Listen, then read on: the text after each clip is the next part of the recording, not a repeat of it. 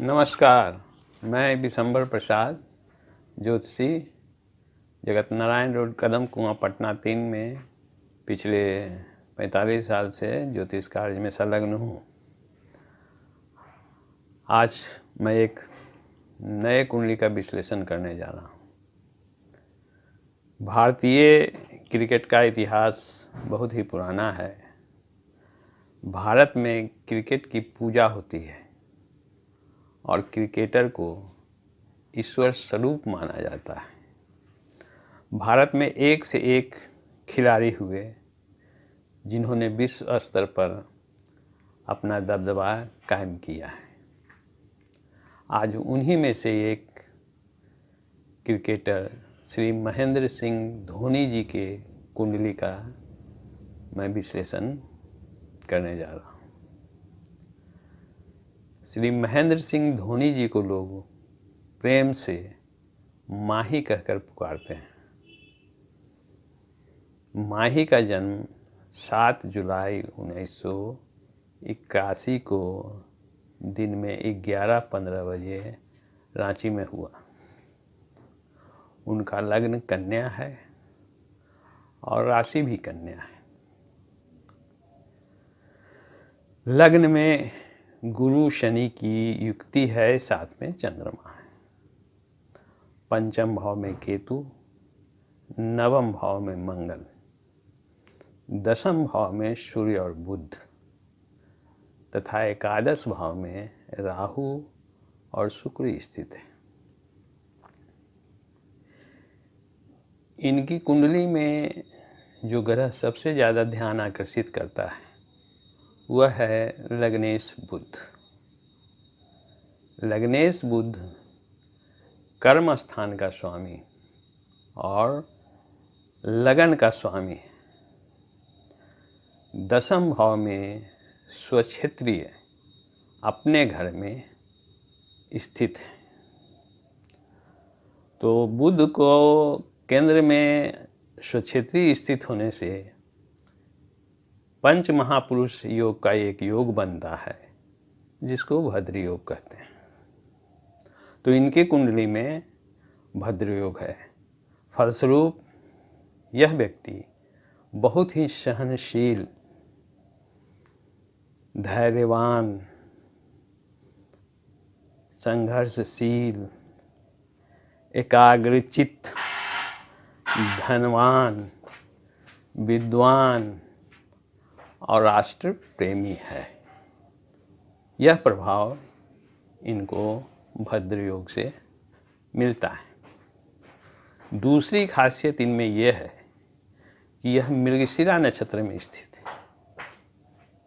मृगशिरा नक्षत्र का स्वामी मंगल होता है, जो एक सैन्य ग्रह है, एक सैनिक है, नवग्रह में सेनापति है, लड़ाकू है, जुझारू है और वो बैठे हुए हैं भाग्य स्थान में। मंगल लग्न, ये कन्या लग्न की कुंडली में तृतीय का स्वामी होता है और तृतीय भाव जो है सो खेल कूद दिखलाता है।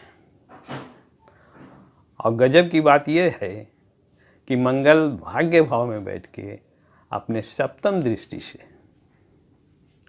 तीसरे स्थान को देखते हैं। तो ये खेल के लिए इनको प्रोत्साहित करते हैं। बुध लग्न का स्वामी है, कर्म का स्वामी है, मंगल से संबंधित है, मंगल खेल कूद का घोतक है। तो बचपन से ही इनको खेल कूद की तरफ झुकाव रहा। तीसरी बात है कि बुध सूर्य के साथ बैठे हुए हैं। तो एक दूसरे योग का निर्माण होता है बुध और सूर्य की युक्ति से, बुधादित्य योग। तो बुधादित्य योग जिसकी कुंडली में होती है वो बलशाली होता है, प्रखर बुद्धि, बुद्ध में एक चमक आता है और बुद्ध बुद्धि का कारक है। तो ऐसा लोग प्रखर बुद्धि के मालिक होते हैं। साहसी, क्रियाशील, जागरूक और प्रसिद्ध तथा धनवान होते। तो बुध में तीनों ग्रहों का प्रभाव मिलता है, इसलिए इस कुंडली में सबसे ज़्यादा सुंदर और भाग्योदय कारक ग्रह बुध है। अब आइए कुंडली के दूसरे ग्रह के बारे में बात करते हैं। दूसरा जो ग्रह है इनके बाद वो है गुरु। गुरु केंद्र में स्थित है, लग्न में स्थित है। तो शास्त्रों में कहा गया है कि लग्नस्थ गुरु करोड़ों दोष का नाश करता है और व्यक्ति में शतगुण देता है। व्यक्ति धार्मिक होता है, स्पष्ट वक्ता होता है, न्यायप्रिय होता है, गलत काम से दूर रहने वाला होता है और दूसरों को इज्जत और सम्मान देता है। तो माही में यह गुण भी है। तीसरी गुरु की यह खासियत है कि गुरु चंद्रमा से युक्त है, तो एक सुंदर योग का निर्माण करते हैं, गज केसरी योग। तो गज केसरी योग के लोग को सांसारिक सुखों की सारी सामग्रियां आसानी से मिल जाती है। समाज में, परिवार में वह पूजनीय होता है और उच्च आसन को ग्रहण करता है। ये गज केसरी योग की खासियत है। वो ऐसा व्यक्ति जहाँ जाता है उसको सम्मान मिलता है, उसको बैठने के लिए ऊंची कुर्सी दी जाती है, वो लोगों में दूर से दिखता है, झलकता है। तो इनमें ये भी खासियत है। अब आपको मैं बता रहा हूँ कि गुरु और शनि का योग भी कुंडली में बनता है। तो गुरु और शनि की युक्ति जो है गहन चिंतन और आत्मनिरीक्षण करने का मौका देता है।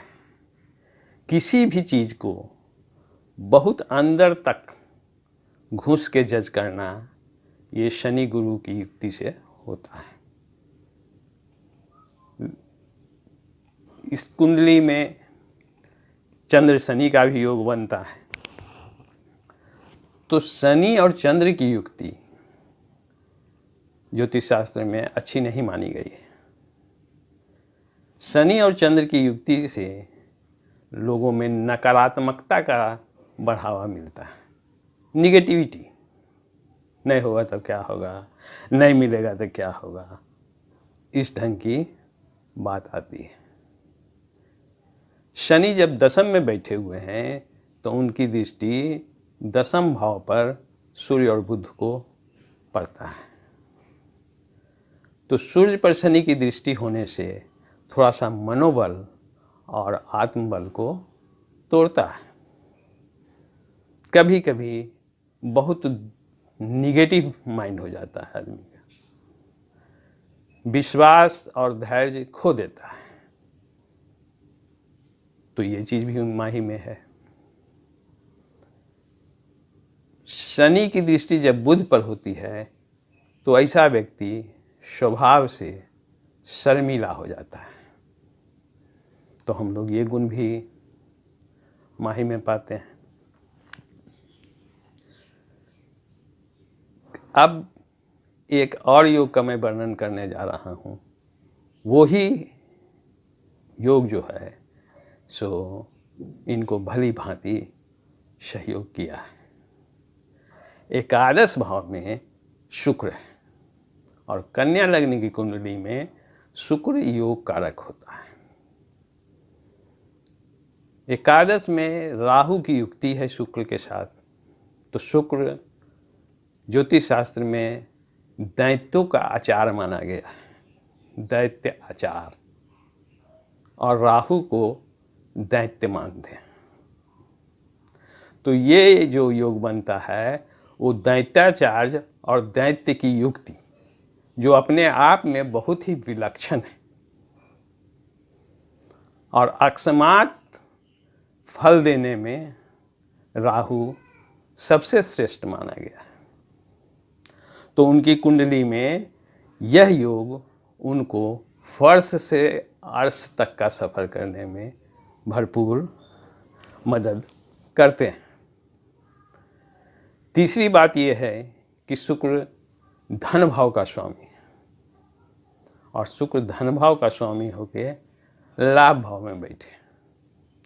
लाभेश चंद्रमा लग्न में धन के कारक गुरु से युक्ति करते हैं, तो ये एक प्रबल धन योग का निर्माण होता है। तो माही को हमेशा इस युक्ति का लाभ मिलते रहेगा। अब आइए हम लोग उनके दशा विचार करते हैं। दशा का फल जो उनको मिला है उस पर विचार करते हैं। कुंडली का समीक्षा तो मैंने कर दिया है। दिसंबर 2002 तक इनको 3 महादशा का भोग हो चुका था, जिसमें सूर्य की दशा, चंद्र की दशा और मंगल की दशा गई। तो इस पीरियड में, इस अवधि में उनको कोई विशेष उपलब्धि नहीं मिला। जिसे आम लड़के, आम लोग जिंदगी निर्वाह करते हैं उस ढंग से इनका जिंदगी साधारण ढंग से चला। लेकिन इसमें एक उपलब्धि इनको मिली। व्यक्ति विशेष के सहयोग से भारतीय रेलवे में इनको एक नौकरी मिल गई। इसके अलावा इन तीनों दशाओं में कोई विशेष उपलब्धि नहीं रहा। दिसंबर 2002 से इनको राहु की महादशा आरंभ हुई। इसकी अवधि 18 वर्ष की। कुंडली में राहु एकादश भाव में शुक्र युक्त स्थित है तथा नवांश कुंडली में वो मंगल से युक्ति करते हुए छठे भाव में बैठा। तो देखिए राहु का पोजीशन जन्म कुंडली में एकादश, नवांश में छठे, जन्म कुंडली में मंगल के नक्षत्र में बुध और नवांश कुंडली में राहु मंगल युक्त। कन्या लग्न की कुंडली में मंगल तीसरे भाव का स्वामी, जो खेल कूद को निर्देशित करता है। तो जब राहु की महादशा आरंभ हुई तो इनके कैरियर में आमूल चूल परिवर्तन आया और अपने अंतर्दशा में, राहु की दशा और राहु की अंतर्दशा में ये भारतीय क्रिकेट टीम में दाखिल हो गए दिसंबर 2004 में। और वहाँ से इन्होंने क्रिकेट में तहलका मचाना शुरू कर दिया। जब राहु की दशा, गुरु की अंतर्दशा और राहु की प्रत्यंतर दशा चल रही थी तो ICC T20 वर्ल्ड कप में इन्होंने अपना झंडा गाड़ दिया। ये विजयी घोषित किए गए, जो भारत के लिए एक उपलब्धि था।